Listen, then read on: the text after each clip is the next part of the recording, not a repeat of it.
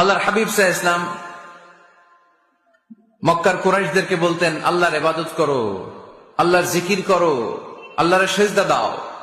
বলতে বলতে হঠাৎ বলতে আরম্ভ করলেন, রহমানের ইবাদত করো, রহমানের জিকির করো, রহমানকে সেজদা দাও।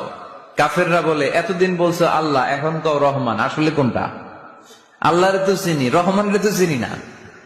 এতদিন আল্লাহ আল্লাহ বলেছে, আল্লাহকে তো আমরা সবাই চিনি, চিনি না রহমানকে। ওয়াইযা قيل لهم اسجدوا للرحمن قالوا وما الرحمن। বিশ্বনবী যখন মক্কার জমিনে কাফেরদেরকে বলল, তোমরা রহমানের পায়ে সেজদায় লুটিয়ে পড়ো, কাফের মুশরিকরা বলতে আরম্ভ করলো, রহমানকে, রহমান রে চিনি না, রহমান রে জানি না। আল্লাহ রে চিনি, রহমানকে, আল্লাহকে রহমান রে চিনোস না? না, তাহলে চিনাই দেই দাঁড়া। তখন চিনানোর জন্য আল্লাহ সূরাটা নাজিল করলেন, সূরার নাম সূরা আর রহমান।